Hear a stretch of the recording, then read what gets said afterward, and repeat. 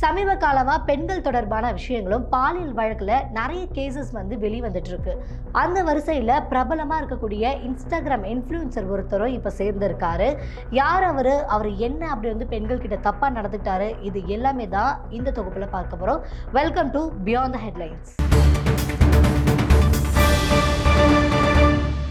பெண்கள் பலரும் corporate jobs கூட குவிட் பண்ணிட்டு சுயமா தொழில் பண்ணணுங்கிறதுக்காக பிரைடல் மேக்கப் கத்துக்கிறாங்க.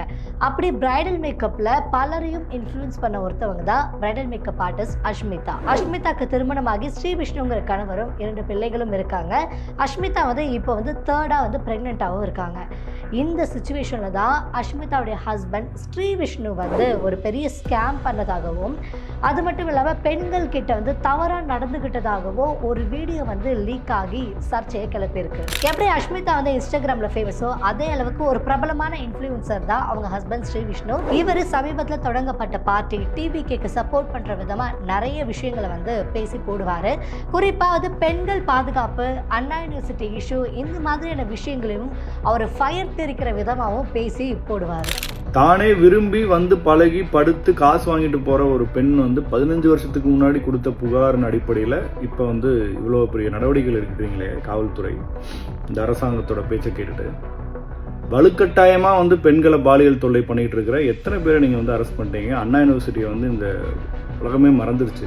ஒய்ஃபோட 1 மில்லியன் ஃபாலோவர்ஸை யூஸ் பண்ணி அஷ்மிதாவுடைய ஹஸ்பண்ட் ஸ்ரீ விஷ்ணு சமீபத்தில் என்ன பண்ணுறாரு அப்படின்னா, அவரோட சோஷியல் மீடியா பேஜில் ஃபாரெக்ஸ் ட்ரேடிங்னு ஒரு ட்ரேடிங் பற்றி போடுறாரு. இதை பார்த்தா பல பெண்கள் என்ன பண்ணியிருக்காங்க, அஷ்மிதா ஆல்ரெடி பாப்புலராக இருக்கிறதுனால அவங்க ஹஸ்பண்டும் வந்து சீட் பண்ண மாட்டாரு, இவரும் வந்து ஒரு சோஷியல் மீடியா இன்ஃப்ளூயன்சர் அப்படிங்கிறதுனால நிறைய பணங்களை வந்து கொடுத்துருக்காங்க.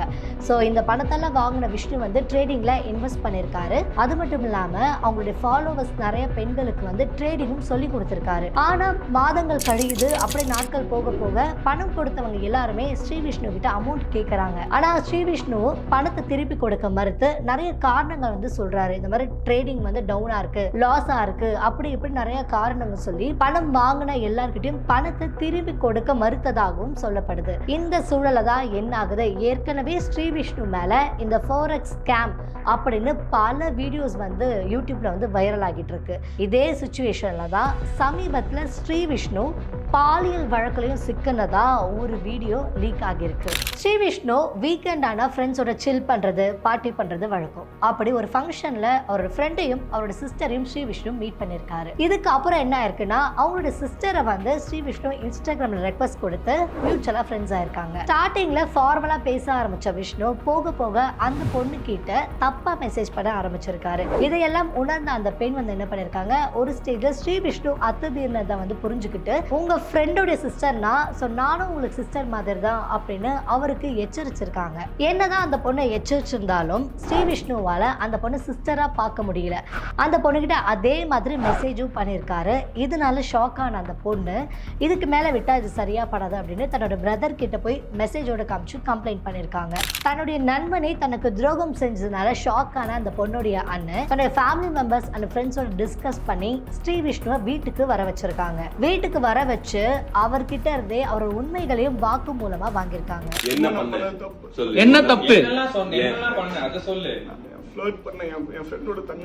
ஸ்டார்டிங்ல ஸ்ரீ விஷ்ணு என்ன பண்ணிருக்காரு, என்னுடைய போன் தொலைஞ்சு போயிடுச்சு, அதுல இருந்து தான் வந்து இந்த மாதிரி தப்பான மெசேஜ்லாம் வந்திருக்கு அப்படி இப்படின்னு கொஞ்சம் மழுப்பி இருக்காரு.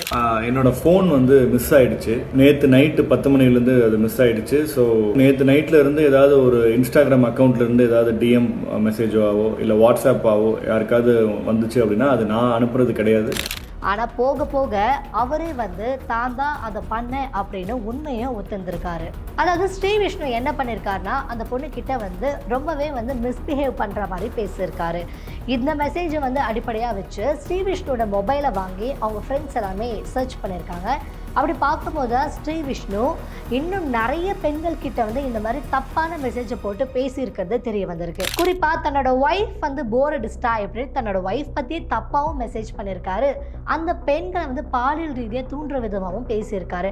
ஸோ இந்த எல்லா மெசேஜஸுமே எடுத்து பார்த்த அந்த ஃப்ரெண்ட்ஸ் இதை வந்து ஒரு வீடியோவாக அந்த ரெக்கார்ட் பண்ணியிருக்காங்க.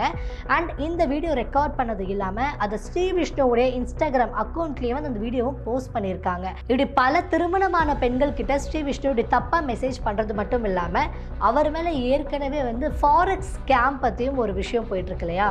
ஸோ அதை பற்றியும் நண்பர்கள் வந்து கொஷின் பண்ணுறாங்க. ஆனால் இது எதுக்குமே ஸ்ரீ விஷ்ணு கிட்ட பதில் இல்லை. ஏற்கனவே ஃபாரெக்ஸ் ஸ்கேம், அது மட்டும் இல்லாமல் இப்போ இந்த வீடியோ வந்து இன்ஸ்டாகிராமில் பயங்கர வைரல் ஆகிட்டு இருக்கு.